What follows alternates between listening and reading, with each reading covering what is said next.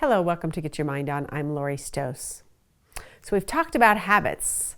So what about changing those habits? Because I know most of you, when I say that word habit, you go to, oh, I have those bad habits. So we're going to talk about how do you think about changing a habit.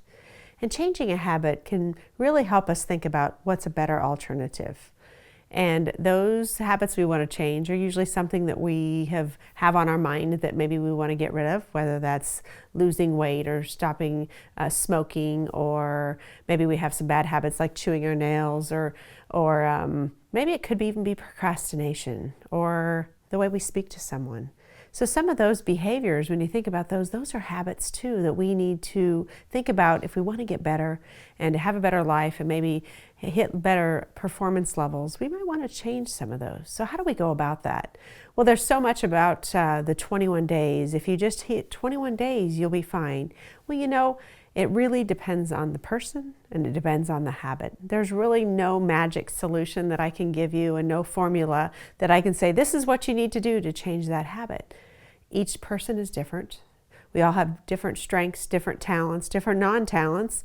And so how we go about it is going to be very different based off who we are. Some of us who are very structured and disciplined do a great job at changing those habits. Some of us not so much because we have a lot of adaptability and we kind of go with it. So we may not do as good at changing those habits.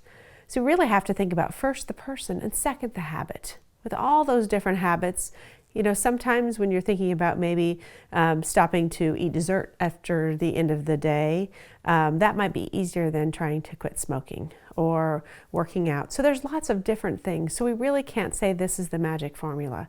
You really have to understand who you are and understand what that habit is that you want to change. That's the first thing. Then we really have to think about, why do we want to change that habit? What's your why? You've heard me say that before. What is your why and why is it big enough? It's going to take some time and commitment to make change. We all know that. Sometimes it takes a season. If you just think about that, if I just take a season, and it might be that 21 days, but I would say most of the time to sustain a habit, it's even going to take longer, of course, depending on what it is.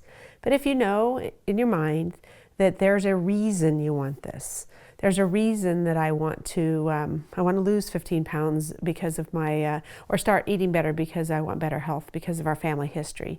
Or I want to stop smoking because I, want to run more or something. There's always something associated to that. So we have to look at what is the outcome. So part of that process is our words, the words that we use versus, I have to quit this. We need to focus on what's the result. What is the end result, the benefit that I'm going to receive if I change that habit? So sometimes that's where we get caught up into, again, that we're losing something in our life versus focusing on how can we gain something? How can I gain more energy? How can I get that promotion because I got all those projects done and I don't procrastinate as much anymore? Whatever it may be, focus on that outcome. Focus on what you want. Because through that time period, whether it's 3 weeks or 3 months, we really have to think about what is that outcome and something that keeps us focused. So again, no magic formula. You're just going to have to really think about why you want to do that.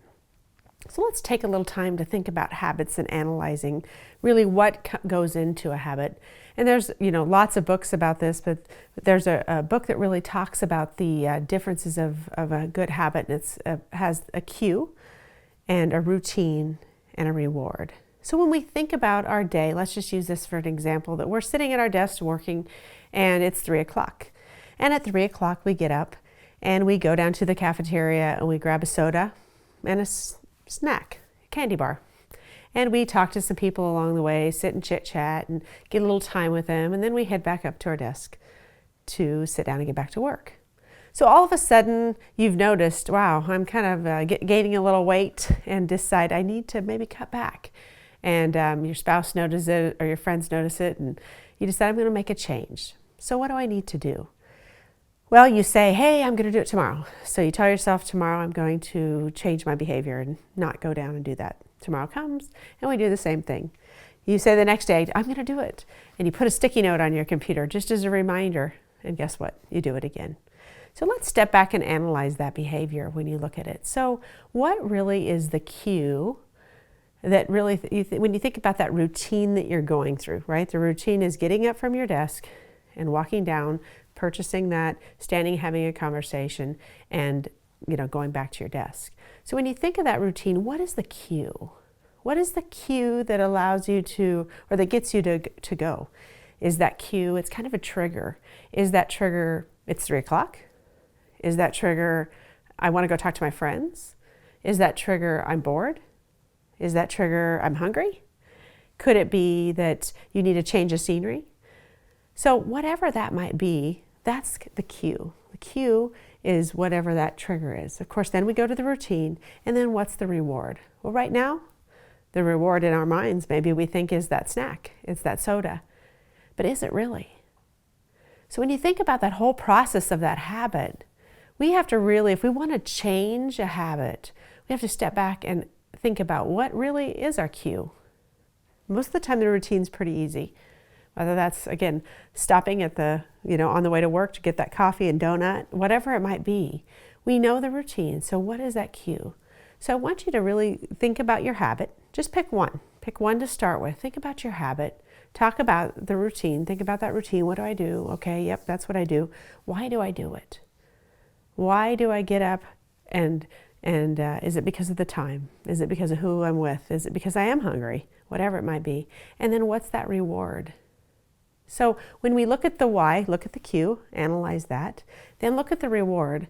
Is the reward what you're eating? Is it because you are hungry? Or is it that I want to be with someone? So when you change that behavior, maybe the first day you go to the cafeteria and you just grab a soda and you come back to your desk and leave out the people part. Maybe the next time you just go down and sit with your friends and come back to your desk. So change that behavior to understand, what am I really missing there? If I change one part of that outcome or that reward, I might analyze, maybe I didn't need the food at all. Maybe I just wanted to spend time with the people. Or maybe I just needed to change the scenery, so maybe I should just go for a walk. That could be a change. Or maybe I am hungry, but maybe I make a different choice. Maybe I grab a piece of fruit or whatever that might be. So take some time to think about that, because those are the core components of a habit.